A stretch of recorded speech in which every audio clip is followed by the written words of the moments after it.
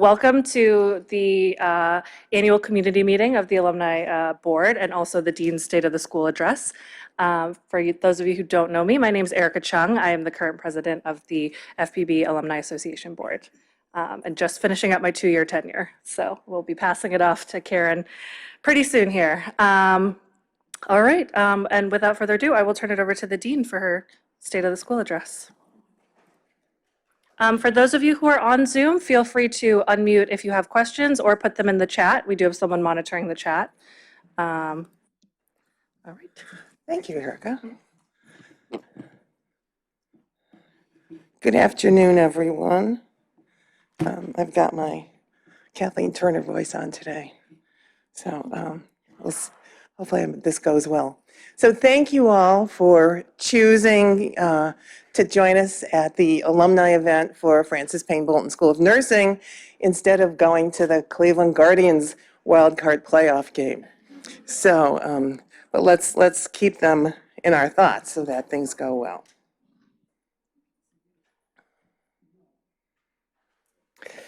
So this, as you know, is 2022. Next year is going to be our centennial year. And so there's a lot of preparations around that. And you'll be hearing a little bit more about that in a bit. But in the meantime, I want you all to know that the significant legacy and success of the faculty and students and alum of Francis Payne Bolton School of Nursing continues. So let me tell you a little bit about what's happening. So this year for the American Academy of Nursing, as you know, we have more fellows in the American Academy of Nursing than any other nursing school in the country. We have 4 new inductees in the Academy, 4 faculty members, Stephanie Griggs, Scott Moore, Sonia Moore, and Andrew Reamer.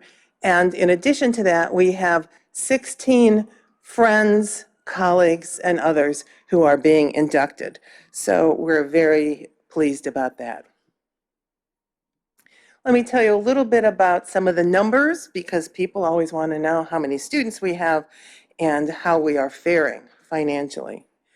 Faculty scholarship, we'll start there, continues to be very strong. Our faculty had over 5,000 citations in publications, which is significant given that we actually have a fairly small faculty. We have roughly 99 faculty. About a third of those are faculty who do research. We have another third who are non-tenure track, and then we have a third of our faculty are instructors. So the fact that we had 117 publications authored by faculty, by 90-some faculty, is really pretty impressive. That is a goal that we have, is that each faculty member has at least 1 publication every year. It's important not only for the faculty, but also for the school and for advancing nursing science. We have 50 faculty-led funded research projects, which is remarkable, a lot to be proud of. And I'll show you a little bit about the kinds of projects we're doing. And we had 32 awards or honors that were earned by our faculty this year as well. We had $5 million that was garnered from the National Institutes of Mental Health. Now, I don't see Dr. Hickman here, who is our Associate Dean for Research, but he tells me that we're very likely to be possibly 15 in the nation. And again, given the size of our faculty who are doing research, that is remarkable. So keep your fingers crossed and we'll let you know those numbers. This is the kind of research that our faculty is doing. And it really does range from, for instance, optimizing technology to improve medication adherence and blood pressure control, to looking at molecular genetic bioenergetics and chemotherapy-induced fatigue. Some of these are so complex they can barely be spoken in a sentence.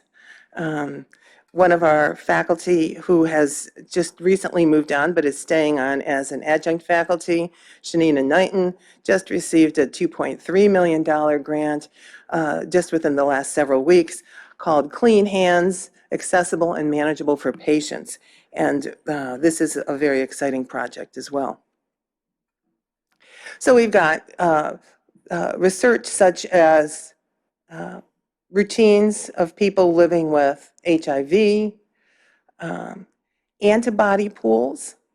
We have researchers who do both bench research in laboratories with mice, with test tubes, with plates, as well as I think most of our research is probably what we call not lab-based, but dry research, intervention research with patients or other members of the community.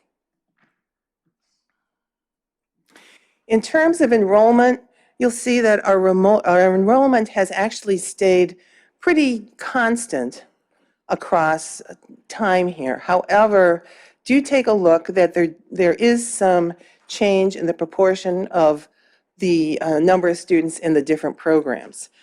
This year we had our largest BSN class join us, and I believe we had 147 freshmen join us. And we're very excited about that. The university had over 1,500 new freshmen come in. I think it's 24% of the freshmen coming into the university are underrepresented minorities, and another 25% are minority. So the university is, and we too, are very pleased to see the way that our population is diversifying. You'll notice that our DNP numbers are up a little bit. In part, that's because of the DNP nurse anesthesia students. Our PhD students are down a little bit. We are working hard to find ways to fund PhD education, to increase the research that we are doing in cluster areas so that we will be eligible for specific kinds of grants that focus on those areas that we can provide greater financial support to PhD students. The MN students, you'll see there in gray. Molly Jackson, who is in charge of that program, has worked very hard with us, and we have changed the way we're providing scholarships to those students.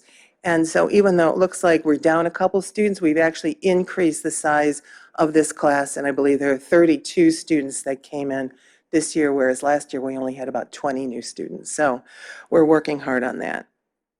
But again, I just want to put in a plug that it is critical to have financial support from donors and others in order to help defray the cost of our education. In terms of underrepresented minorities, 19% of our students are underrepresented minorities, which we can demonstrate here shows a significant increase over time. Our population of men remains pretty constant.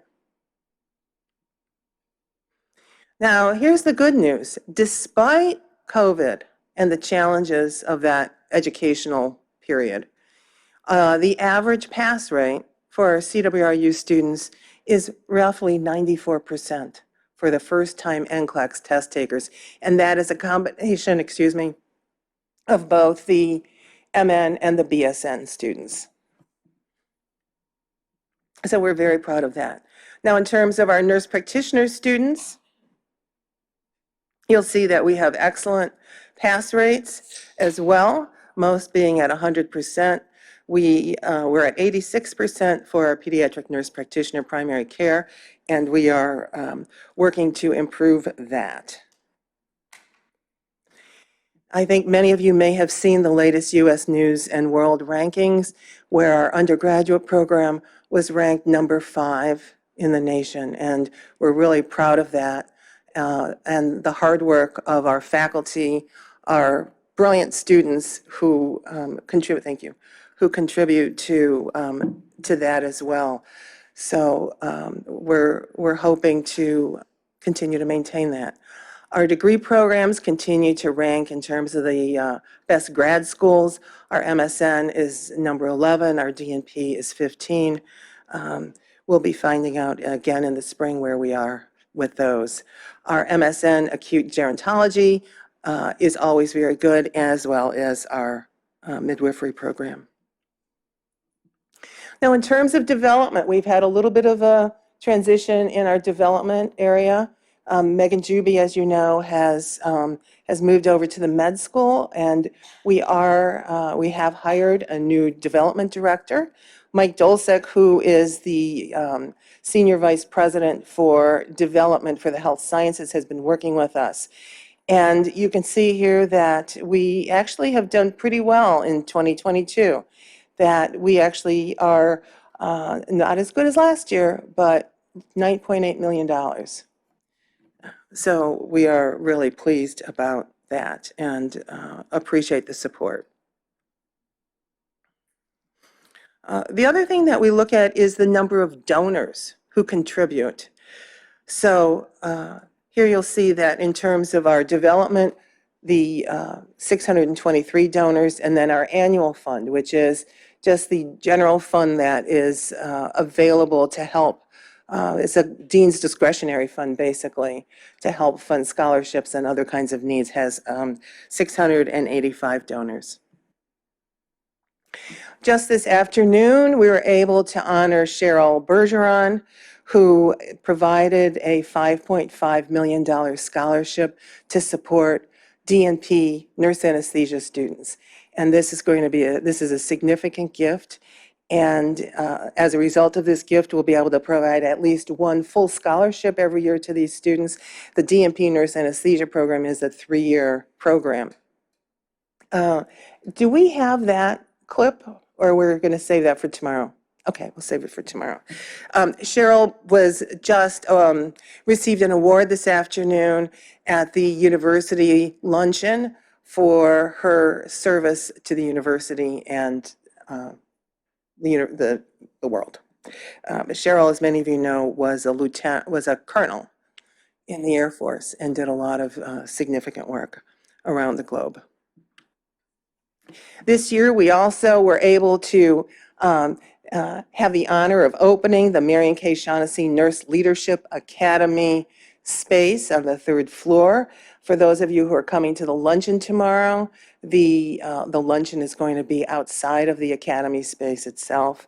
So here you'll see Mike Shaughnessy is in the middle, flanked on either side by his daughters and Joyce Fitzpatrick as we're doing the ribbon cutting. It really is a beautiful space. We've continued to attract, I think, I'd just say the cream of the crop when it comes to many of our grad students, and as well as our graduation speakers. So this past year, we had Michelle Acorn, who is a DNP graduate, and she's also a member of the Cold Iron Fellows group out of the Leadership Academy, and she is the chief nurse at ICN, the International Council of Nurses. She was our commencement speaker and is a strong supporter of the school. And I think this just underscores the caliber of the FPB family. So where are we in 2022? We really are at a very interesting point because this really is the convergence of the strategic planning. Our strategic plan technically ends in 2022. We're also working on the centennial, all right? And we are making the move to competency-based education in line with the AACN essentials. So together, these 3 activities are going to be transformative in helping us think about the way that we provide education and the way we think about the School of Nursing in the next 100 years. So let me tell you a little bit more about specifically some of the things that we have been working on. So our last strategic plan, these were, the first 7 of these were the elements of our strategic plan. And I've updated them just a bit for you as we continue to work on them, and we've added an 8th. So the first is people and environment. So this past year we have seen, and this is also a significant university initiative, really increasing our attention to diversity, equity, inclusion, and belonging. And we have hired, We now have an Associate Dean for Diversity, Equity, and Inclusion, Dr. Camille Warner. Many of you may know Camille, and she has really just uh, hit the ground running on this and is really going to be working with our entire community, faculty, staff, and students at improving our ability to create the culture that we need. It's been a little challenging in some ways this year because as we've come back to work post-pandemic, the university has a hybrid model. So faculty have always had the luxury of being able to choose their time and do their own thing. But staff now are working, have the option to work 2 days a week at home. So we're dealing with that. And one of the consequences of this kind of coming and going, as well as the fact that we have two locations, we have the HEC where we are today, and then we have what we call the HRC, which is the research building, is it's hard to find ways to bring people together. All right. Remember in the old nursing research building or the nursing building, it was a nice kind of confined space and it was easy to run up and down the stairs and see one another. Anyhow, so we're continuing to try and find ways to bring people together. Our research, as I said, has been very impressive. We've hired 4 new tenure track faculty, and all 4 of them have brought research dollars with them. One person studies cystic fibrosis in mice models. We have another faculty member doing more qualitative research, looking at end of life. So we have a really a diverse portfolio of projects. And we think this is really important as the National Institute of Nursing Research and other institutes are continuing to expand the types of projects that they're looking at. So we're really pleased about that. Education, as I mentioned, the AACN Essentials is going to be a big part of our life. I'll tell you a little bit more about that in the future. Social determinants of health. I mean, that's everywhere. People are talking about those social determinants. But the other thing that seems to be really on the forefront are certificates, micro-credentialing, and so we're really starting to look at that and ways that we can expand that. In terms of professional practice, we know that public health and community health are going to be significant components of the way that nurses will be working in the future. And so we've been doing a lot of work with some community partners on writing some proposals and seeing ways that we can strengthen our capacity there. The culture of leadership is a strong tradition at the Frances Payne Bolton School of Nursing, starting initially with the work of Frances Payne Bolton herself, and now carried on in many ways, but significantly through the Shaughnessy Leadership Academy. So we're going to be continuing to develop that and bringing that into our day-to-day educational programming. Interprofessional partnerships is a hallmark, I think, of what this building was intended to do. And we, as a group of professionals, nursing, dental, medicine, social work, while not in this building, as part of that group, are really still in a very fledgling phase on this. So we will be starting to do a deeper dive in this and to look at ways that we can really foster better interprofessional partnerships. And also, as part of that, defining what that means. Because we know that nurses, physicians, and others may see that term very differently. Global health is something that we're very concerned about. As you know, now that the pandemic has opened up, Mary Cohen Griffin, who is our Associate Dean for Global Affairs, has been working diligently to get several study abroads developed for our students. And our students are eager to be able to go overseas, primarily to Europe to start, to look at healthcare systems elsewhere. We're also looking at climate, environment, and health, and I've asked Mary to also take the lead on that because clearly that's an important component.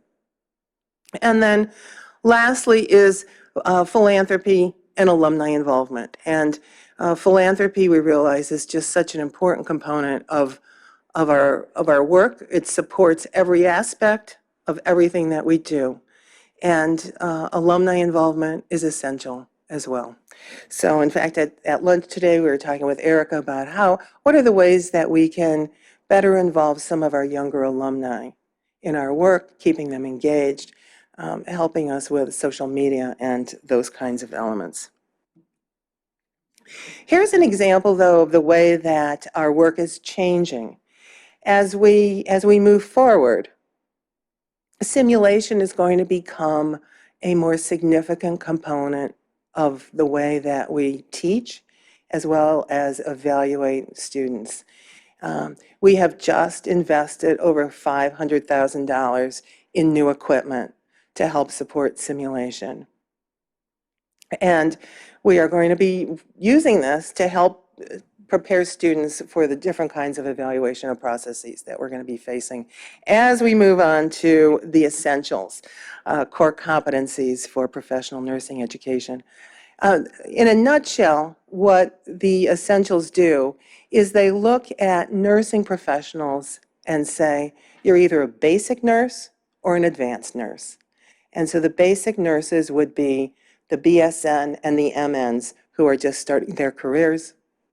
Advanced nurses are the MSNs and the DNPs who are practicing at a higher level. This is, the essentials bring us to consider different kinds of competencies and concepts. So as opposed to thinking about med-surg or OB or traditional ways that we had worked in the past, thinking about concepts such as social determinants of health, caring, and others. And there are people in this room who I know are experts in this area. So Dr. Debbie Lindell has been charged with leading this for our faculty, and we are moving ahead with this. And that brings us then to a century of nursing excellence. We were given the gift by Frances Payne Bolton in April of 1923. And so on April 15th of 2023, we will be celebrating that gift and the future, the next 100 years, at a gala event on April 15th. And we hope that you will all be there and attending that. And we are working on developing a year-long set of activities that are going to help showcase the Frances Payne Bolton School of Nursing and the contributions that we have made. So for the rest of the homecoming weekend, we hope that you'll stay here and participate in the mindfulness, microdosing for stress and success. Join us for the wine and cheese social. And then tomorrow at 11 a.m. is the Alumni Awards Luncheon, Grand Classes Toast. And then for those of you celebrating reunion years, are there any of you in this room? Great, good. Congratulations, and thank you for coming back. Will be a cocktail reception for the reunion years. And that is where we've been in a nutshell. Questions?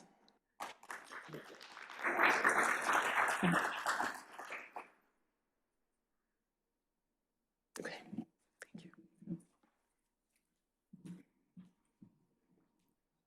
Thank you so much, Dean Musil, for that great presentation. We will have an open forum kind of at the end, so feel free to save any questions for then as well. All right, I am going to move on to our board meeting section of the session. So this is going to be some Alumni Association board updates. So first, I just wanted to start off with some old business. So we got to handle that logistic piece. So can I get a motion to approve the August meeting minutes? Okay, so we got a motion by Ramona and then a second by Colleen.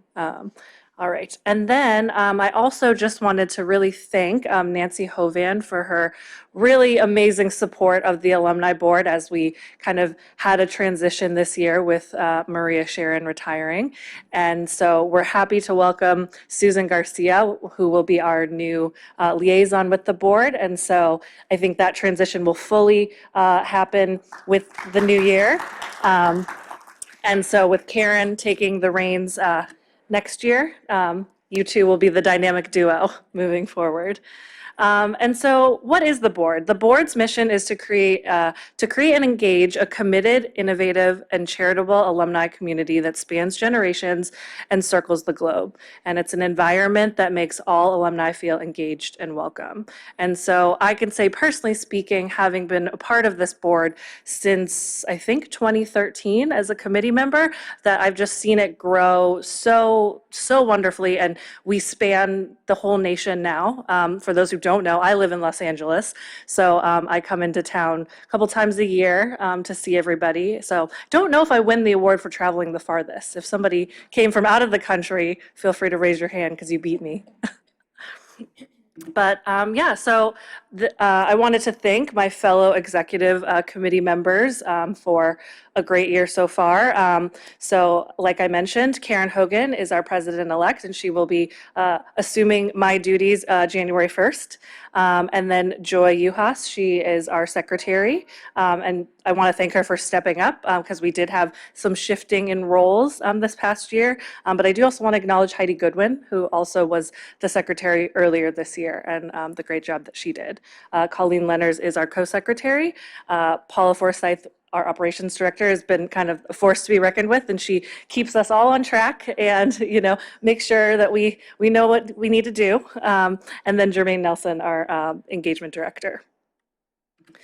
And then this is the rest of the board. So again, we have people from all over, New York, Ohio, trying to think where else, Virginia, California. So again, we span everywhere. We were international for a hot minute, but that director did unfortunately step down. He lived in Canada. So, yep.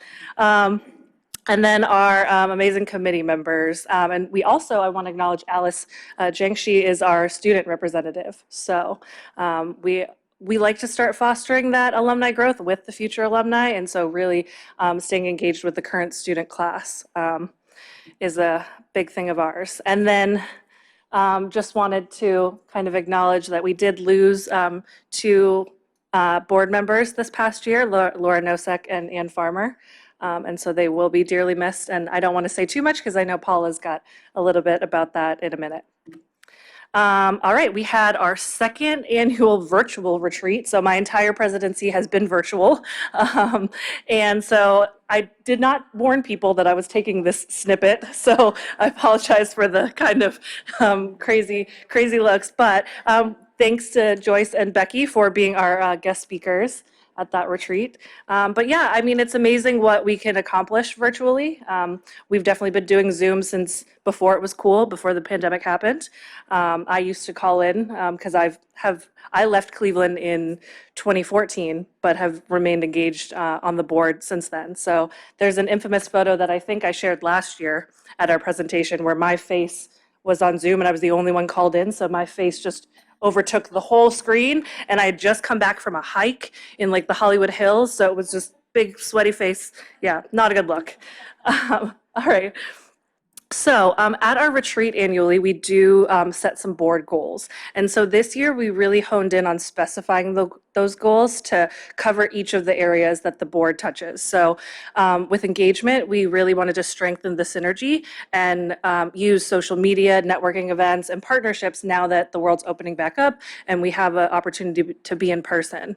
Operationally, we wanted to increase and sustain financial support with our new fund that promotes student professional growth and engagement.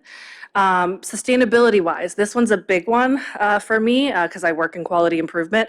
And so developing standardized playbooks for the committee chairs and the executive positions to kind of really make sure that we're not reinventing the wheel every year and wanting to make sure that people feel prepared to step into roles and whatnot. In terms of leadership, we want to continue leveraging the knowledge and expertise from the Leadership Academy, so with Joyce and Becky there, and then the Centennial. I know that's a big priority for Dean Musil, and so we, as board members, have been part of that collaboration process and helping plan those activities. So that's kind of a broad overview of kind of everything that we've been working on this year and then kind of moving forward. So Karen will step into the president role, and then we will be having Joanne Thanavaro step in as the new operations director. So we have a little bit of a, continuity and then some new faces. All right, and so that does it for my portion. In the interest of time, I guess, yeah, we can keep moving and then kind of have an open forum at the end. So I'm going to turn it over to Paula Forsyth.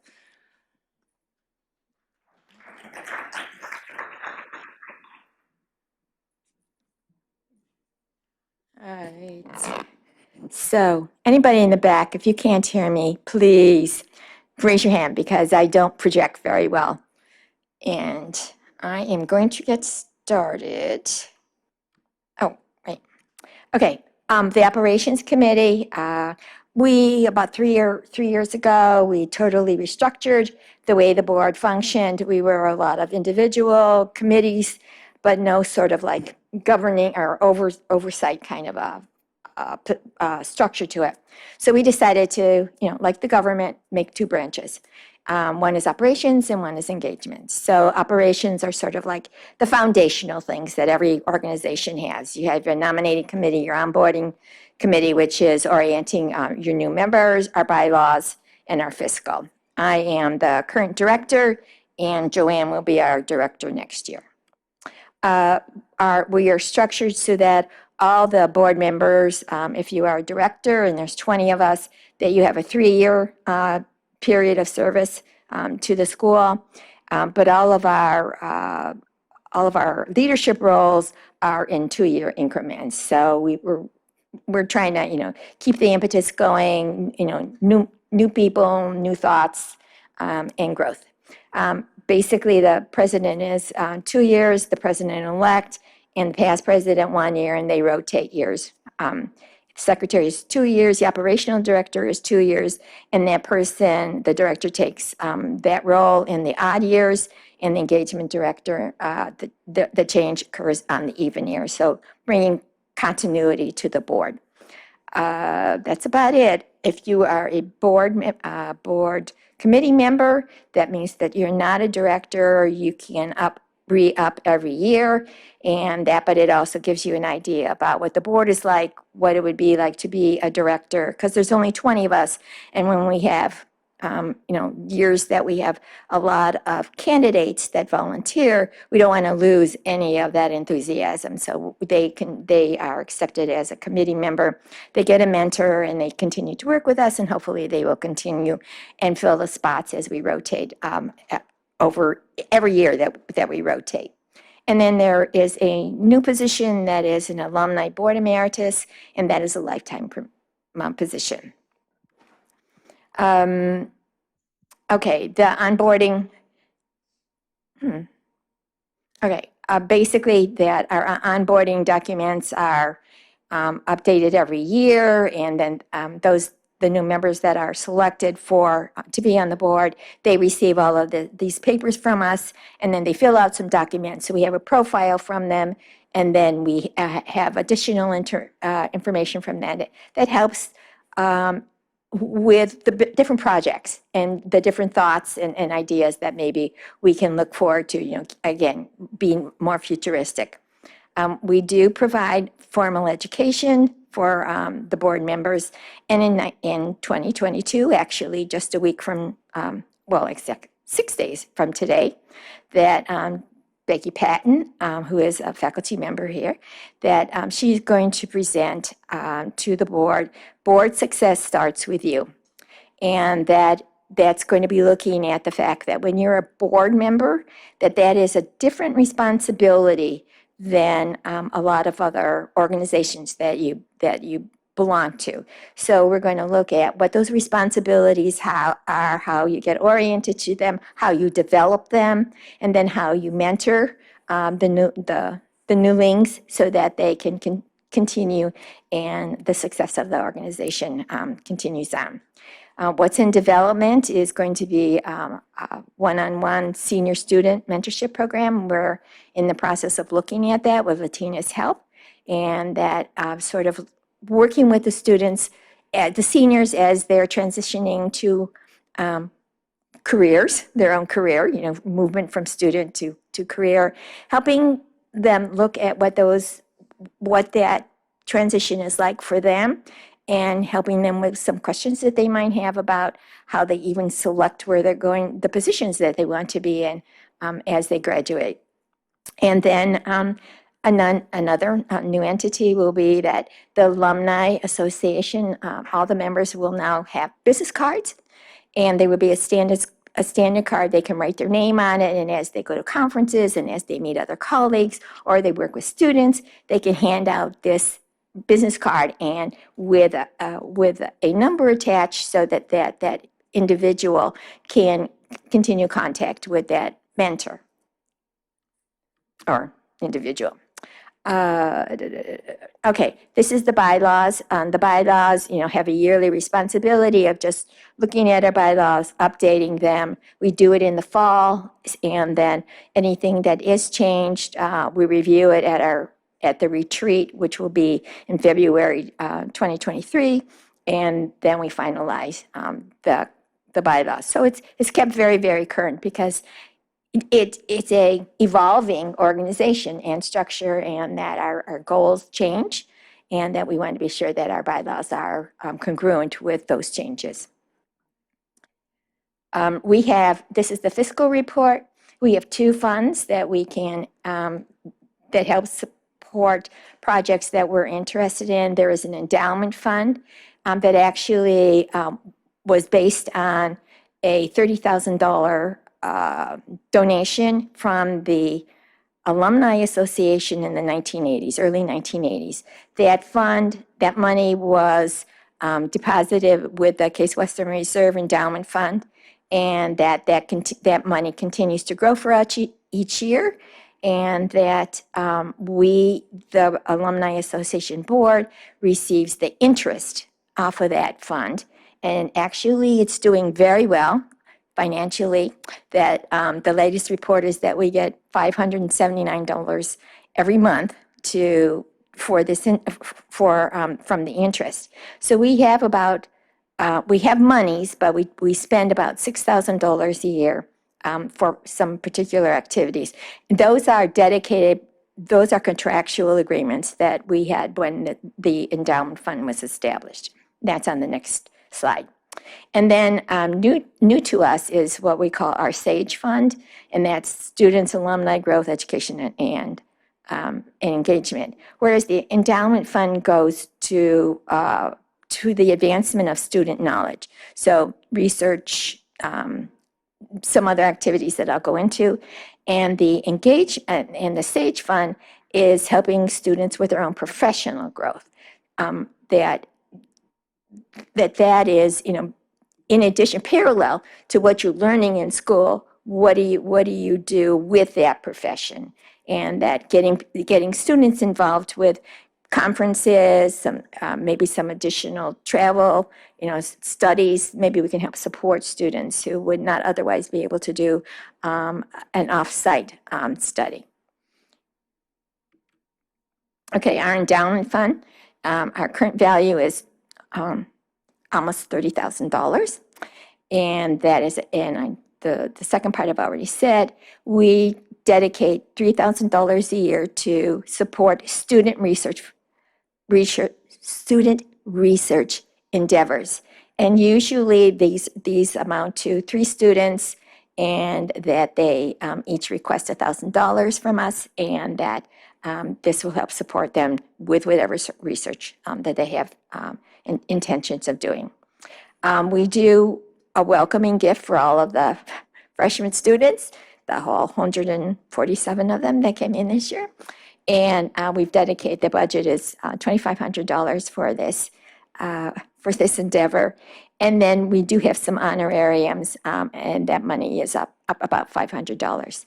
Our SAGE Fund is a unrestricted account, so we can access that money very quickly. The source is donations, and primarily up till now, the Alumni Board have been the individuals that support this particular fund, but we're also making a plea to everybody to help with this funding if you can. And one or two of the things you can consider is a dedicated gift or donation to the Sage Fund, and that is on our alumni website, giving website, and that you can support. You can dedicate it in a particular fashion, something that is maybe like near and dear to your house, to your heart. Support a student to go to a professional conference or post a presentation. A number of the more graduate students, they want to participate in conferences, but they need some assistance maybe in creating a poster presentation that they would like to present. So those types of activities. New to us this year, and I will show you again these two individuals, regretfully within 6 months this year, or starting in December, that we lost two of our board members, Laura Nosek and Ann Farmer, and they were very dedicated members of the Alumni Board, and wonderful nurses, and had a really strong career in nursing. They caught us. We took pause about what all of this loss meant to us, but how we can recognize those individuals. And we have decided to establish an Alumni Association Memorial Scholarship Fund to honor all graduates who have passed away. This is brand new. It's just up and running. We haven't even gotten it up and running yet. So everything so far, as far as this memorial fund, has been in our head and not in reality. But we're working very hard to get that in place. And then the type of scholarship would be a dedicated memorial scholarship. The students that are honored with it. And again, it is. The impetus came from the loss of Laura and Ann Farmer. So in the philanthropic spirit of Francis Payne Bolton School of Nursing, the board asks all alumni to join us in honoring our colleagues with a donation. We all have individuals, we might even have family members who have preceded us in death, and that we would like to memorialize them, and hopefully we are going to work with the dean to create a small little niche within the school where we can have some sort of a memorial area where we can memorialize these people. So their names would go on a plaque, or we would have some way of identifying those donations that have been made to this fund and identifying those family names. So keep it in touch, keep it in your mind.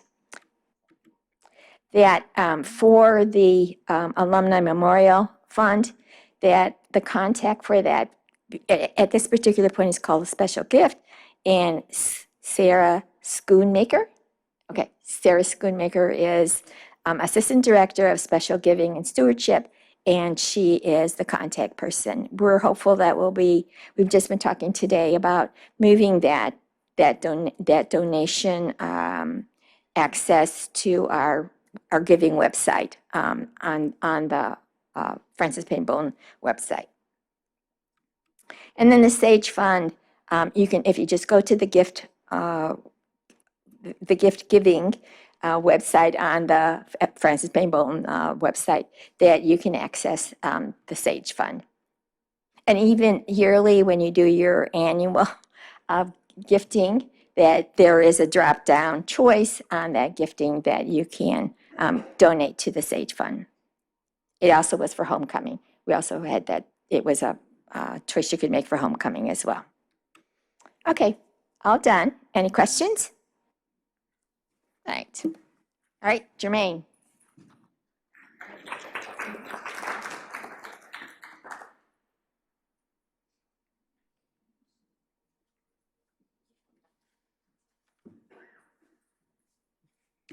Good afternoon, everybody.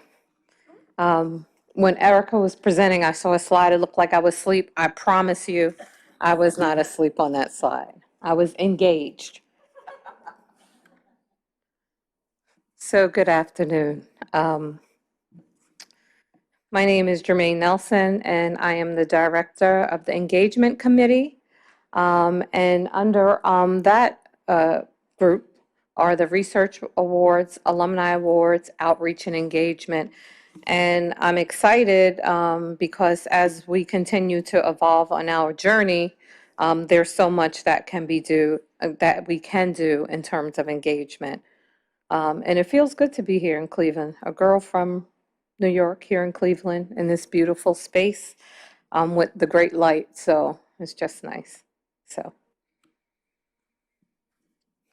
This year, we did not give research awards in this calendar year. We're doing some rebranding of the research award. There were a lower number of applicants. That's why engagement is so important. So we're reassessing purpose and simplifying the application. And then Dr. Hickman, Ron Hickman, has graciously agreed to, Dr. Hickman is back there. Work with us. And I've had just 2 calls, I think, with him. So it's good to see you here in the space. And we have so much great work to do.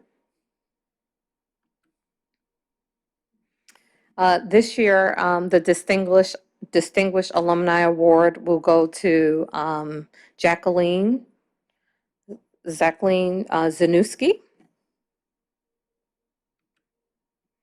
Our Alumni Award for Excellence will go to Dr. Sonia Moore. And our Young Alumni Award for Excellence will go to Zayana Al-Ismaili.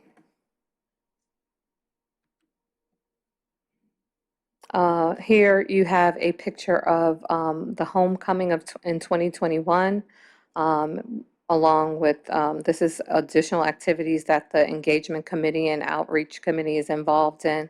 And it happened with the pandemic as the backdrop, and there was great attendance. In August of 2022, the largest first-year class in the School of Nursing History was celebrated and came into the system. We also have our virtual career connections delayed until October 22. However, for those BSN students, they did receive a clipboard in the ANA Code of Ethics bookmark. There is a new educational partnership with AANP. I see Teresa Campo here in the back if anybody wants to hear more about that. But on September 16th of 2022 at the AANP conference in Anaheim, California, they were there, and I don't know if there'll be further questions, but Dr. Campo can certainly answer those as we go forth on this journey. And everybody looks so awesome in this picture and happy to be involved and engaged. Engagement, engagement, engagement. So next steps. We continue to support students and faculty with your gift to the School of Nursing, staying current on faculty and student breakthroughs, connecting with students and young alumni mentoring. Of course, many of us are the recipients of great mentoring, and it is how we all continue to engage in success and navigate this complex life called nursing. Continue to build connections with fellow alumni. And as Erica alluded to earlier, we have alumni all across the country. And if we continue to build those partnerships, it will not only help with mentoring, but sponsoring and gifts that can come forth back to the school. And exercising our individual leadership skills to benefit the school in your career. And I can say, particularly, I'm an example of that. I remember when I finished my final defense, they said, welcome to the Alumni Association, and I took that to heart. And although I'm in New York, I find it very essential to stay connected. Looking ahead to 2023, engage alumni with in-person, virtual, and hybrid events. Strengthen partnerships with the Marion K. Shaughnessy Nursing Leadership Academy and other professional organizations. Enhance communication of research awards, and certainly through social media, which is so impactful, and increase alumni engagement through social media. We've already had a number of meetings. I'm looking forward to the next steps as I embark on my new role within the Alumni Association. And I'm so looking forward to everyone in this room or on the Zoom or virtual land becoming more involved and engaged. Yeah. Join us in celebrating Francis Payne Bolton School of Nursing Centennial Gala event, April 13th, 2023. Is it the 15th? 15th. And Scholarship Fund auction event. So, make your plans now. Open forum. Erica?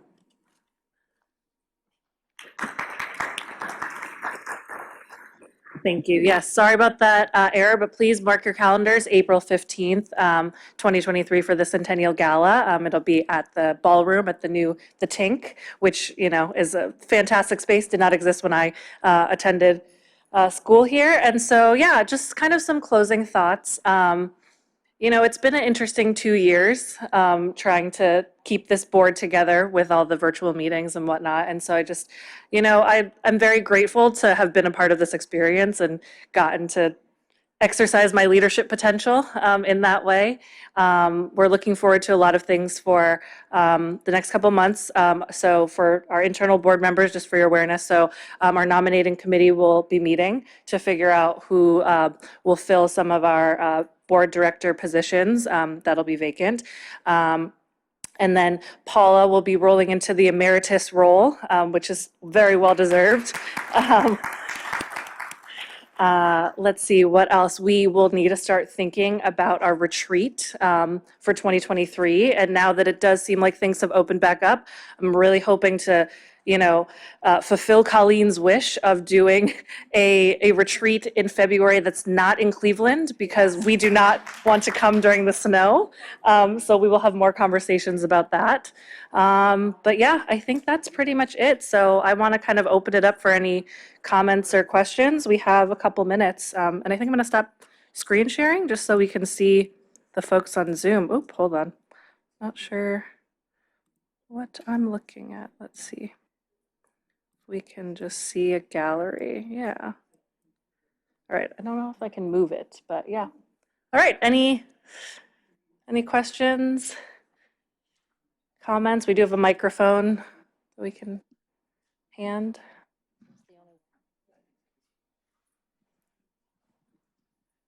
We feel bad where our backs are to you, so I kind of feel badly about that. But does anybody have any questions? Make sure to talk into the microphone so the people on virtual can hear you. Can you hear me? Oh yeah, you can hear me. Anybody want to know where we might go on a retreat? Yeah, Florida's probably out. But again, it would be great to have more people involved in the Alumni Association, if nothing else, to go on a retreat with us. Everybody would like to get out of here in February, right? Yeah, because Colleen and Ramona and I keep traveling from warm areas to Cleveland in the middle of the winter. So, yes. And my personal mission, which I was talking to Dean Musil about at lunch, is to recruit more younger alumni because Julia Golden and I are the only BSN grads that are part of the board. So trying to, diversify the board as well. So where would young alumni like to go in February? Vegas, yes. Does anybody on the line have any comments? I see, Susan put a comment, great job. All right. But yeah, it's,